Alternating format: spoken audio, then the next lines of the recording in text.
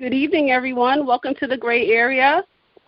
Good evening, everyone. So glad that you joined us tonight. I'm going to open up with the prayer for Gray Area. God, please open my mind to new possibilities, to new ideas, possibilities, and perspectives. Give me the ability to discern the truth. Help me connect with others despite our differences. Let me not lean on my own understanding. Lord, we invite you into this conversation. Have your way. Good evening. So I'm going to go right into our introduction. Have you ever thought to yourself, what is God's perspective on my situation? Does it align with His? Introducing the gray area. The gray area is designed to challenge your thinking. Many times we don't realize it, but the way we're raised, the things our parents taught us, school, society, and experience all play a part in how we think and perceive things. Perception is everything. We're both mothers, wives, daughters, friends, and ordinary women who love God. Yet our one goal, our one desire is to please Him, integrate His way and His perspective into our lives. This is not always easy, especially when you have been programmed to think a certain way. However, God has purposed us to challenge others on their very belief system. Does it align with His? We often try to see things black and white, wrong and right, good and bad, but this thing called grace and love does not always allow us to see things so simple. Everyday conversations, discussions, and situations through the lens of God is our prayer. We invite you to listen to our conversation and chime in. Perspective matters. So, just for many of you who were not able to catch our last episode, we talked about success and how relative success is, and we wanted to kind of keep the conversation going in terms of thinking about our level of success. Is it attainable? So that's what we talked about last week, and we really wanted to kind of dig a little bit more. So, in thinking about many times our goals, our dreams, our aspirations, there's things that kind of limit us, or there's things that stop us from going even further to the next step. So, Tashore and I was having a conversation, and we were really thinking about how fear many times can hinder our ability to kind of move forward. So, tonight we kind of just want to see and kind of evaluate how much fear interferes with our ability to kind of go to the next level. So tonight's gray area question is, does fear alter your decisions? And I guess I'll just start, and my answer to the question is yes, it definitely alters my decisions as much as I would like it not to.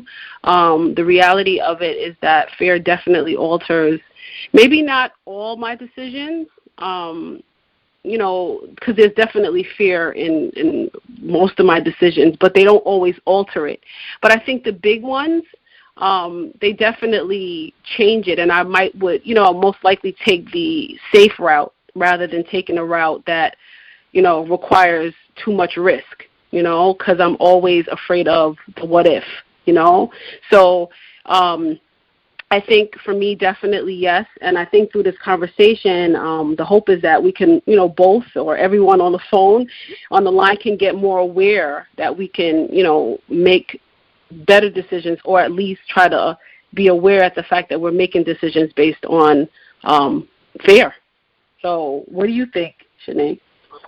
I really do. I had to kind of really sit down and process how much fear gets in the way of a lot of the decisions I make. And sometimes it doesn't seem like it on the surface. You don't really think about, I'm not going to go back to school because I'm fearful that I'm a failure. Just make excuses on why. So, I really had to do a lot of self-reflection and kind of think about what is the reason, what is the real reason why, I won't do something. And many times it's because of fear. It's maybe fear that it won't pan out the way that I want it to pan out. And so, it's kind of funny that we're talking about this, because this is something that, I think I struggle with time to time. There's things that I want to achieve, but, there is a part of me that feels like I can't achieve it, and I think it's because of fear. It's because I, one, A, don't want to fail, or two, the resources, or, it's just so many different things. Another thing that I kind of was thinking about in this conversation is, this level of self-doubt. Yep. And, I think doubt gets in the way, but when you still get to the core of it all, I still think it ultimately goes back to this level of fear. Doubt of not living up to who you want to be or who you feel like you're called to be, Right. I don't know. Why is it that I think we all tend to ask the questions, the what if, and we always focus on, the negative aspects of the outcome rather than the potentials of it. We always tend to focus on what if, and it's the downside, and it's the downside, in every situation, you always think of the far extreme that would cause you not to take that next step, or that leap into, becoming or making a decision that, is better for you. So, we all tend to do that at times, and I was reading this story. It was like a little riddle, to the kids, and I was actually trying to find it. I was looking for something for the kids. It didn't turn out to be a kid's story, but it was good because it was for me. And today I was looking for it to see if I could kind of share it with everyone. It's a pretty long story, so I'm not going to read it verbatim, but it was pretty much this guy who committed a crime, and he went to the king to ask, what his punishment was for doing that particular crime. And the king said to him, okay, you can choose the rope and hang yourself, or you can choose what's behind this door, right? And the door looked all creepy and dark, and, it had all these, chains and stuff on it.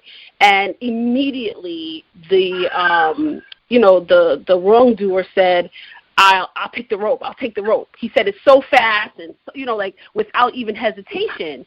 And as he has the rope around his neck, he says to the king, well, what's behind that door?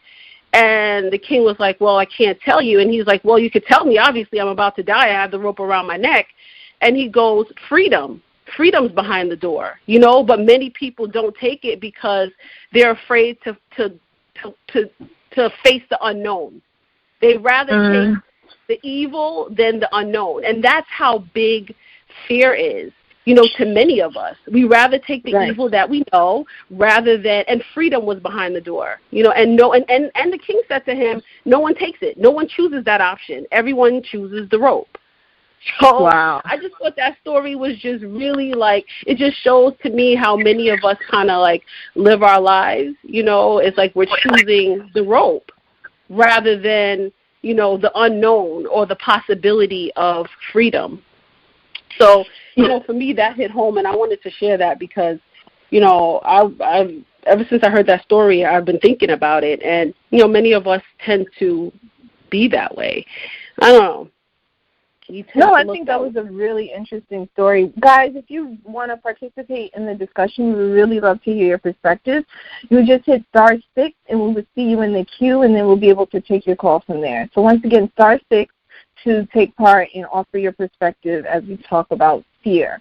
I think that was a very interesting story. One of the things that, I'm even trying to process now is how come my natural reaction is not what if this really works? It always goes to what if it doesn't work? Mm-hmm. Mm-hmm. And I think that's naturally my natural instinct is always expecting the worst and saying, if I really step out and do this, this could be really big. And, it kind of, leads me to kind of risk takers. And I think we talked about this last week. I don't want to kind of repeat it, but it is kind of it's very similar. People who take risks, to me, they're more likely to be successful. I think taking risks, people who take risks probably have the least amount of, I don't even want to say they have the least amount of fear, but they're able to overcome it. So my next question is, for those that play it the safe way, right, how do we move past that safe lane and begin to try to take risks? The thing that I think about, too, because, like I say, sometimes I do definitely go the safe route, but there are times when I will say that I will take that route that is, I'll go to the next step with the, pick the side of fear. But then I think there's another hurdle after you even pick the side of fear is the process. And, the process that you have to go through to even get to, because I think when you pick the side of fear, it's like a process, too, that you have to go through and the potential in order to get, where you want to go. I don't know if even that makes sense, but I guess I'll try to explain it a little bit more. But, for example, I think we could use this podcast as a good example for it. I think about, even just starting it and the fact that we, took the leap to do this, just happenstance. I also get fearful of the process and even sometimes where the possibility of it going, like I think of that. And I think even that will cause, even people that are risk takers to regress or digress. I guess that's a better word. But, to come back and say, oh, gosh, do I really want to do this? I think the safe route is so much easier, But the question is it really easier, It was funny because I was reading something that it talked a lot about fear. It said that fear is a mistake that can lead to poor decisions, and sometimes it can lead to indecision. And kind of what I mean by that is sometimes you can be so fearful to kind of take that leap that you kind of stay stuck. So you end up not making a decision at all. Yep. You end up actually just staying stuck for years, just wondering, like, what if I do this? Okay, I'm not going to do this. What if I do this? Okay, I'm not going to do this. Meanwhile, we have that select group, because I feel like it's that small group, of people that are risk takers. Mm-hmm. And, I kind of want to use this conversation to even challenge myself to be more of a risk taker. Yeah. Because sometimes it's like, even if you use the podcast as an example, like what would have been the worst that could happen? And sometimes the worst is really not the worst. It's just like it's something that we kind of imagine it to be the worst. You know what I mean? So many times it's like stepping out to do something. If it doesn't work, is it really that detrimental? Or do we make it bigger? But what about if you worry about the success piece? Sometimes it's weird. Like even being fearful of the success that might come with it. Because, sometimes you think, okay, that's a great opportunity but what would the success of it look like? What would the success of it look like? So sometimes, I think just all of it sometimes could be. But I remember, and I think that, for those who weren't able to listen to last week's podcast, we talked about success and kind of trying to dive into what, like, real success is. And, I find it kind of sad that there are people that have kind of left this earth not being successful because we kind of connected success to kind of like this joy and becoming in tune with what you really call to do, kind of like your purpose. And it's like, how can you begin to dive into what your purpose is, what you've called to do, just remaining like stuck or fearful that you'll never find it? Because you're not going to find it staying in that stuck place. So, last week, if you weren't able to listen, we talked about this joy in it, this joy in success. It's bigger than just money and a house and things like that. It's really connecting more so with your purpose.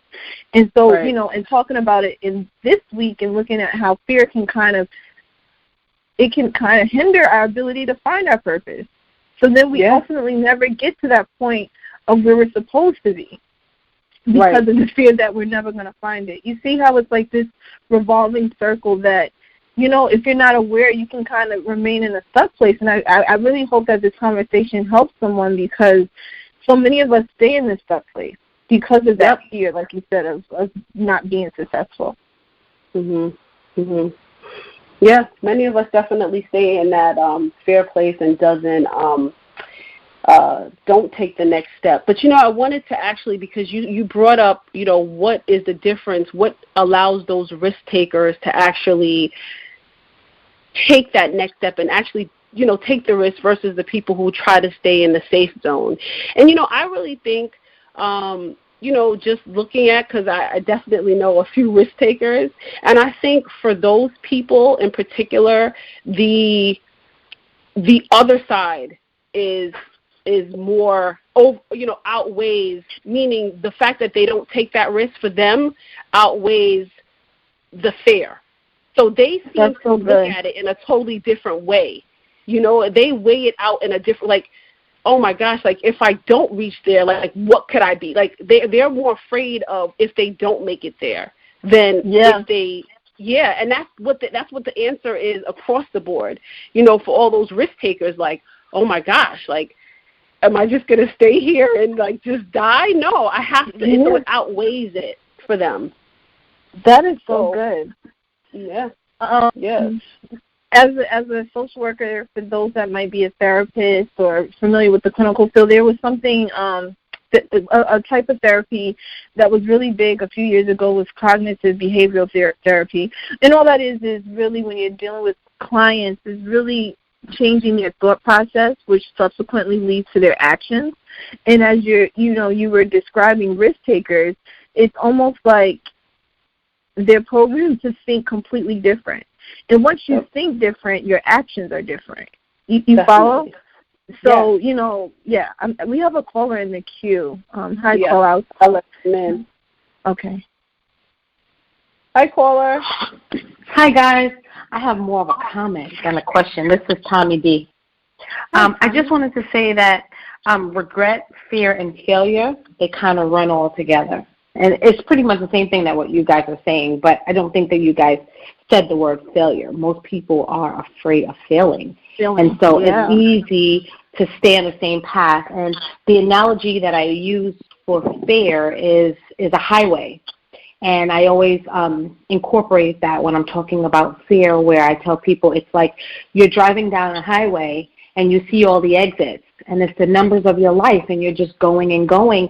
And sometimes when you're driving from work to go home, you don't even realize how you got home because it's so routine. And so we live in a routine, but when you get fearful or something new is going to happen, it shakes you up. You got to pay attention. You don't like the way it feels. And so you see that exit coming up, and you know you got to get off. But the fear of staying on that same road that you know is going to lead you to exactly where you're going, or get off the highway and go to something new, is very fearful for a lot of people. And a lot of people pass that exit and then they regret it. So, and then some people get off the exit and then they fail and they say, why did I ever get off? Why did I ever divert and get off that exit? And so when I think of fear, I always use the analogy of the highway and taking a chance and just taking one foot in front of the other and trying something new. And if it doesn't work, what's wrong with going back to the old way? Yeah.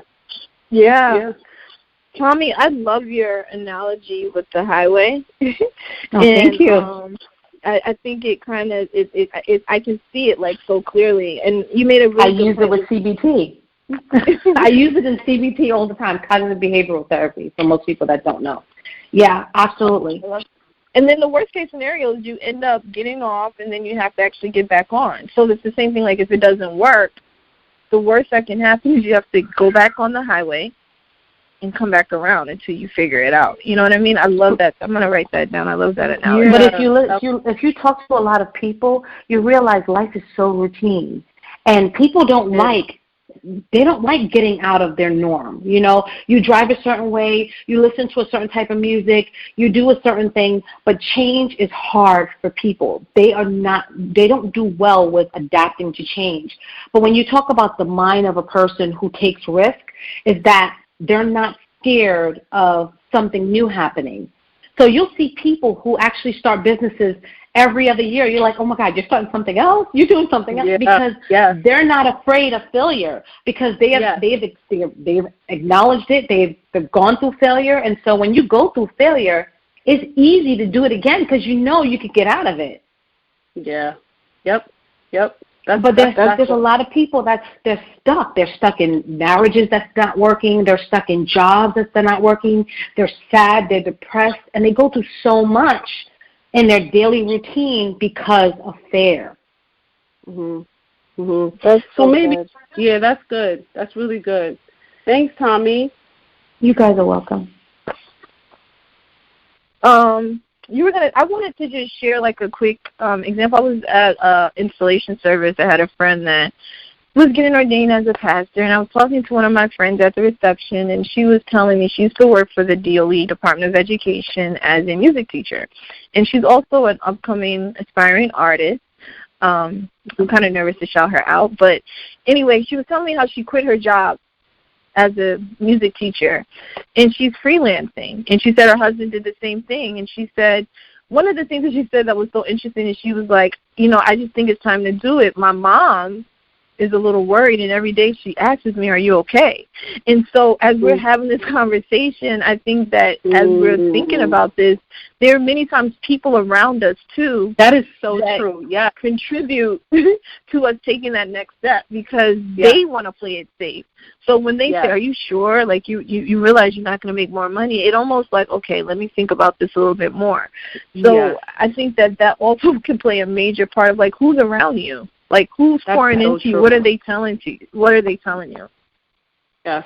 And again, we spoke about this last week, even with, like we look for our parents' guidance, our older family, our uncles, our aunts, and, and people that we admire, we look up to. And if they give us the advice of, safe rather than risk, and especially if we're brought up in that, I think it is, you second and third and fourth guess yourself rather than taking that leap, so you stay on the safe side rather than definitely going for, the side of risk. But like we said, and I think what I would really love for us to kind of focus on is that failure piece, because I think a lot of us, that make decisions based on fear, or at least fear alters some of our decisions. I think a big part of it, like Tommy said, is change and failure. How do we get our mindset to switch to what's the worst that could happen? I mean, so what if I fail? I just start over. Mm-hmm. How do we, I think that piece is big for us being able to make decisions that, a little bit more risky, but it's going towards, seeing if this works. So sometimes we have to step out in order to find our successes and our purposes, our purpose in life. So I think I think it once again comes down to perspective. I think that, I hope I don't lose you with this analogy. So the idea of failing something, the whole idea of failing something is the notion that we kind of have to manage those feelings, right? And so I look at science, right? And, much of science is you keep trying something until it kind of works. And I think if your perspective is, if you change the way you look at failure, like if you try something that doesn't work, that doesn't mean that it's not failure. Maybe it's just that you missed a component of it, of why it didn't work. And kind of making that analogy to people that are into science, so they do experiments. The first time they do the experiment, it doesn't work. Like, they have to figure out what's the right proportion. If I add this, will it happen with this?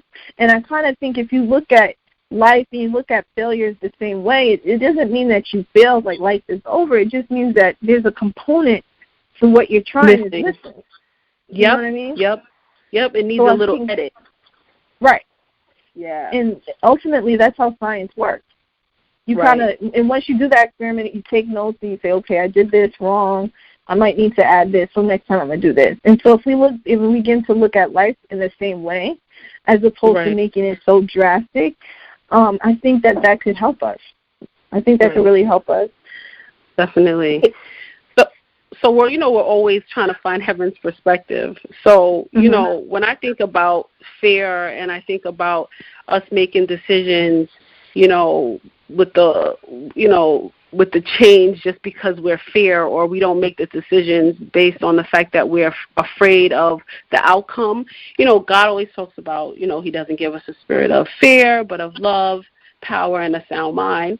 And, you just think about when you are in alignment with, our source, So I always think about, okay, well, God doesn't give me this spirit. So where is this coming from? You know what I mean? So I think that is something and a piece that we always also have to consider, you know, and seeking out, you know, your you know, knowing that God does not give us that spirit, you know, knowing that we are capable of achieving.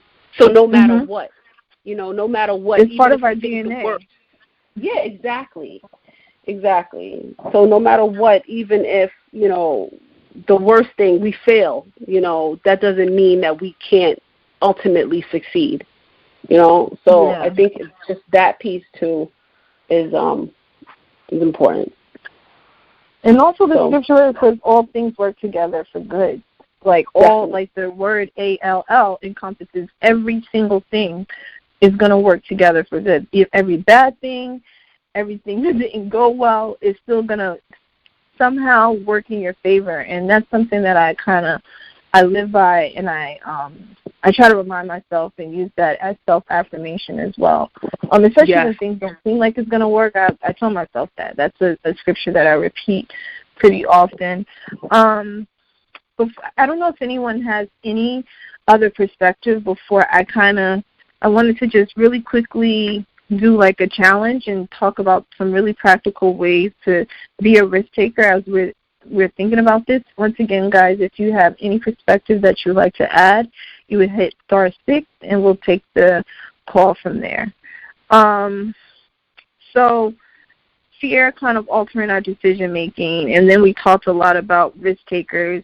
And so, you know, I just want to challenge you guys. Our show is really designed to get you thinking, self-awareness, to challenge you to have conversations with other people, to kind of have, you know, think about it a little bit more deeply. So, you know, to be a risk taker, I think you can start really small. Like, you know, I think the idea of taking risks can sound really big, but it could be something really minute of trying. For some people, because I have some people in my life, they're used to taking the same route every day to work.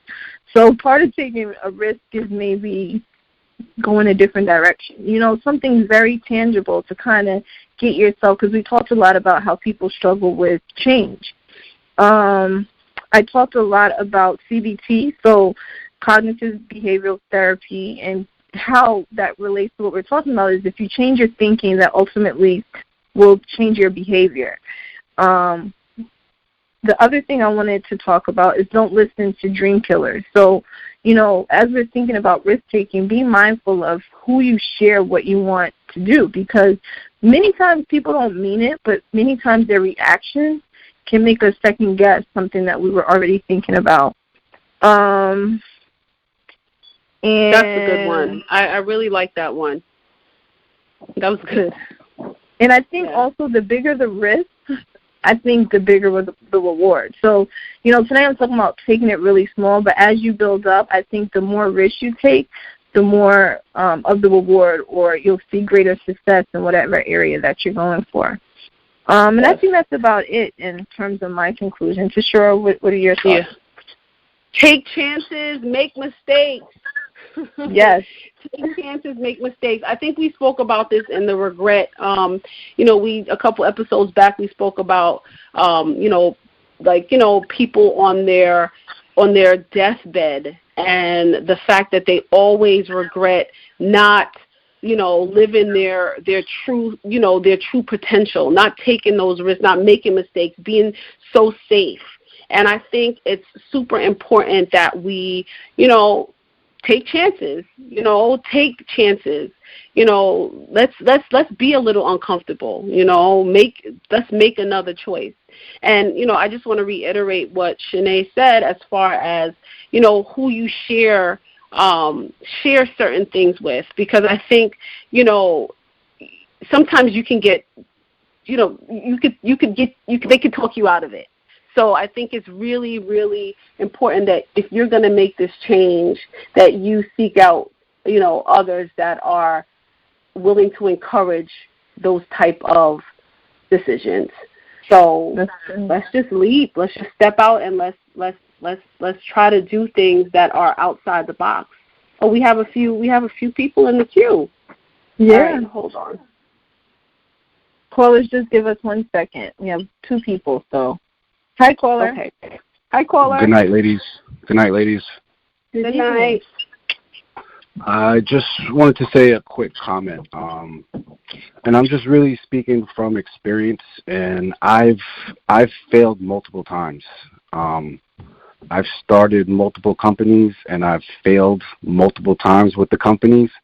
And the one thing that I just wanted to let people know is that each time that I failed, I actually learned so much from it, and sometimes it takes a little bit of a while, but after a little bit, I was actually able to look back and say, okay, I actually failed this company because of this reason.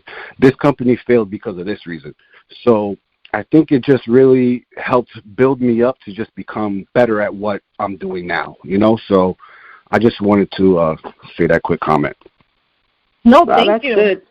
Thank you. Good.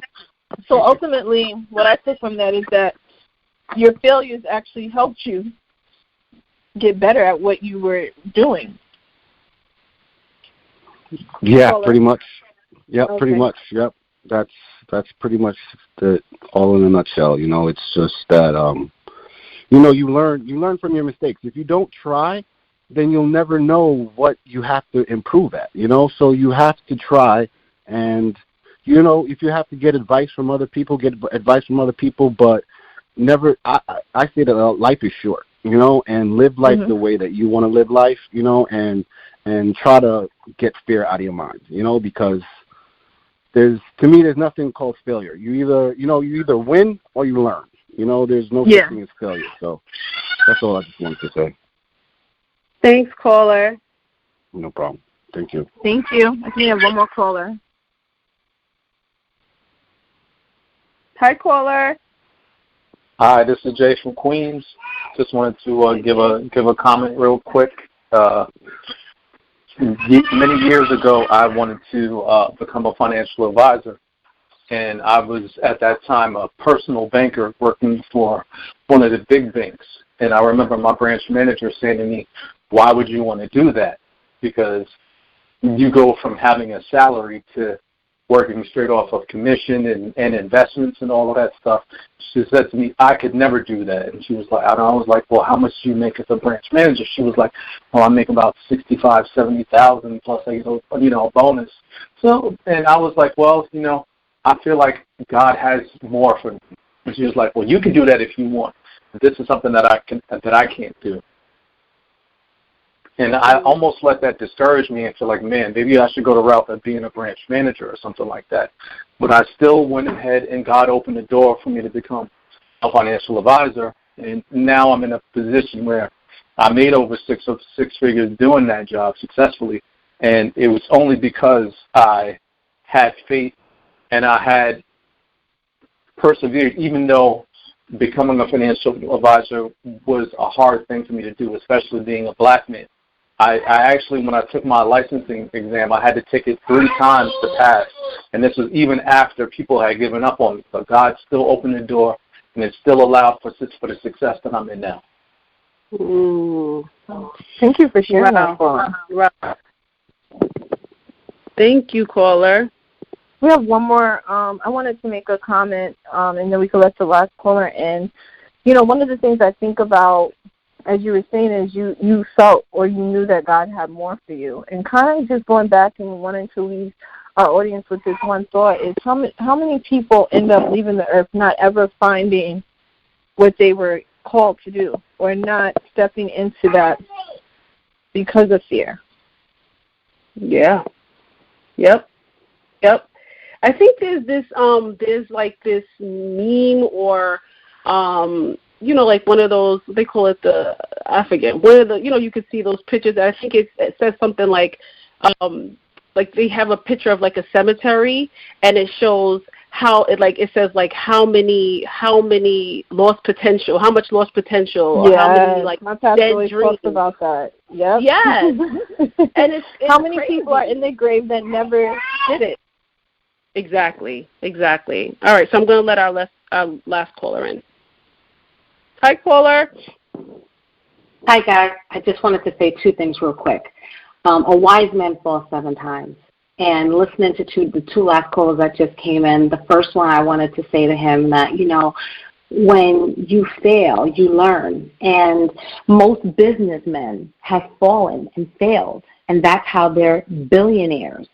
And that's how even the guy was able to donate to the college and pay off the tuition, because he knew what failure was, and he kept picking himself back up, and he was able to pay off tuition. Anyways, another thing I wanted to say was that there's a lot of people that live in boxes. And I never said this before, but boxes mean where they have these imaginary things that they can't step out of the box for. Or, I can't do that. I can't go that place. I can't do this. I can't do that.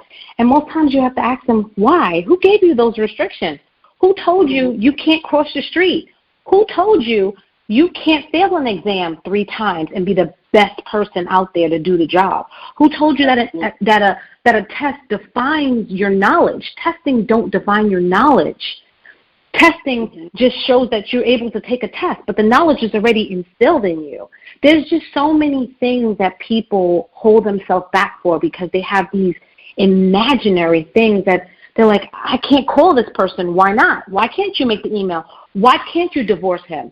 Why can't you leave an abusive relationship? Why can't you stop drinking or smoking? There's just so many things that people box themselves into and say, I can't. And they can. Because they think of the what if. That's the thing. It's what if. Even with something as simple as, like smoking that you just mentioned, they think of, oh my gosh, I'm going to lose, the time that I'm, my little, alone time that I have to go and be by myself. They don't think about the potential benefits that might come from out of it. They get stuck on the what ifs. But that's the box. That's the box that you're talking about. That's that box. Yeah. And there's also routine as well.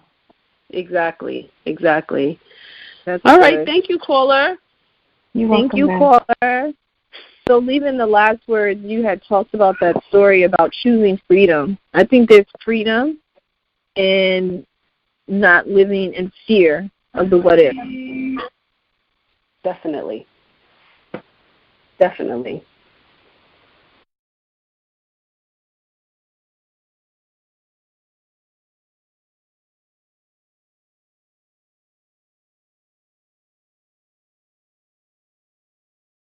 All right, so unless you have anything else left to say, Shanae, I'm just going to – do you have anything else left to say? Nope, that's it. All right, so I just want to thank everybody on the call for listening tonight. This was wonderful. Please email us with any future suggestions for topics at the grayareaconversation@gmail.com. Please follow us on Instagram and Facebook at the Gray Area Conversation. You can find the link to our podcast there of all our past episodes. And we look forward to talking with you next Wednesday at 9:30. Thank you so much. Have a great night.